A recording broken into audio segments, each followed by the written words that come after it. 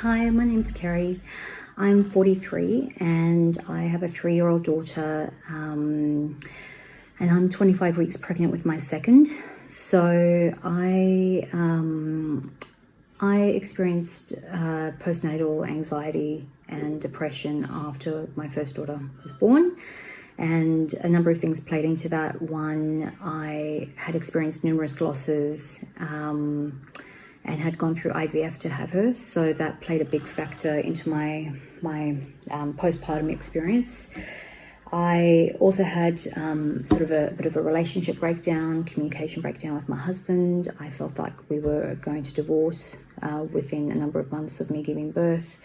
I also had experienced a traumatic birth. And I was also having major sleep deprivation. And all those factors combined were not great. And I think for me, the fact that I was crying all the time and not coping and really did not feel connected to my daughter, I was really resentful to my husband. I was really freaking out that we were going to divorce. I just felt that those were big enough signs that I needed to get some help.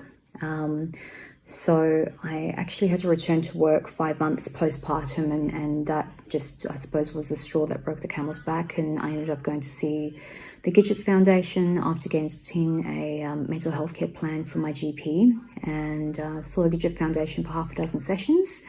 And the lady really helped me kind of work through some of those issues, and even got my husband to join a couple of sessions where we worked through some of our communication problems and how he could better support me and vice versa.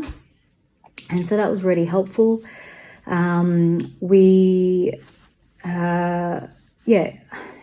have to say that the birth trauma and IVF and the sleep deprivation really affected my relationship with my daughter and my husband. And that was a shock because I've always been very maternal and always wanted to have a child, and just was not expecting my entry to or transition to parenthood to be so hard and disconnected.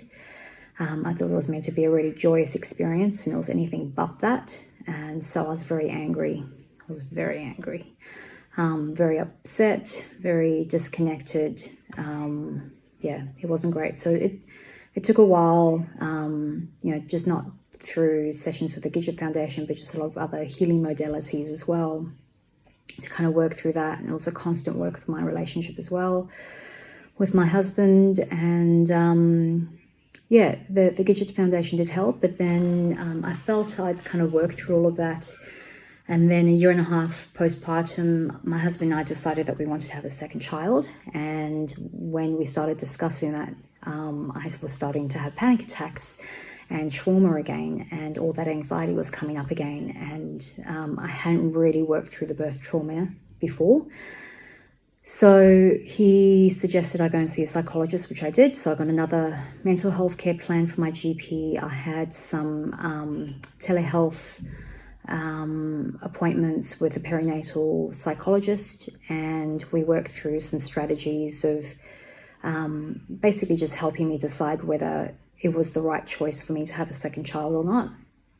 And I came to the conclusion that despite my birth trauma, I was ready to have a second child, and that she empowered me to know that no matter what I experienced, there would be help available, and we'd be able to find the resources to get me through whatever would come up. So I think for me, I would regret more not trying to have a second child versus just not having it and always having that unknown. So I again saw that psychologist for half a dozen sessions. It was a massive help.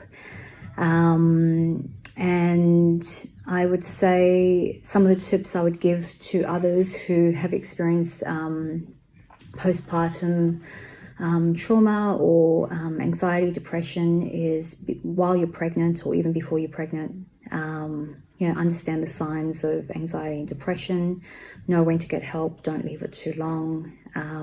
I think in today's society, it's hard for women to put their hand up and say, actually, I'm struggling, I really need some help.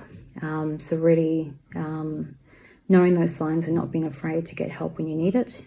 And the other part that it's not spoken about very often is how you and your partner, your husband, can support each other in those first 3 to 6 months. And we're not mind readers, and they don't know what to do. We don't know what to do, especially if you're a first-time parent. And I feel there's so little resources out there that prepare parents, just in terms of their relationship. Everything's all about, getting the baby room ready and getting all the things you need, but there's very little support about, how do you get that support postpartum, and how do you and your husband maintain that relationship and support each other.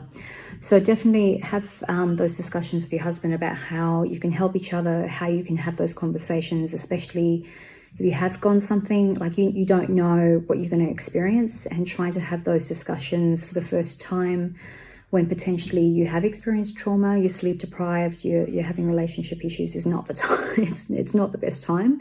I mean, you've got to do it, but if you can try and, I suppose, just do some research and know what support each other can get and give to each other before the baby comes would be very helpful.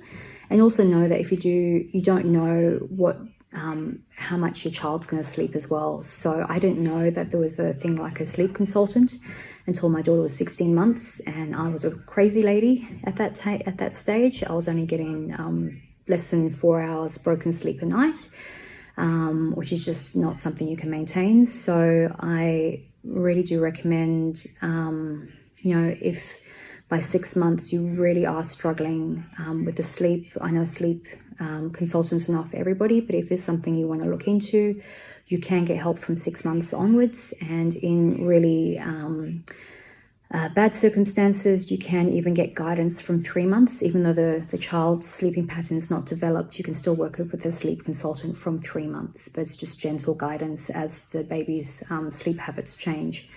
So I would probably say nowadays I still have a little bit of trauma and anxiety now as I'm leading to the 3rd trimester. I do need to go and see a psychologist again, I think, to just help in case any of that old trauma comes up closer to the time that I have to give birth again. I do know the signs for that. So thankfully I'm, trying to do the work and staying positive and knowing that I do have options. And just know that doesn't matter what your circumstances, you can ask for help, and there are strategies to help you. And if there's any advice that I can give to my younger self, would be that you are strong and you are loved, and you'll get through this. So I hope that's been helpful to some, that it doesn't matter what you're going through, you will get through the other side. And I'm happy for anybody to reach out to me if you have any questions, you want to know more about my experience. I'm happy to share more. All the best. Bye.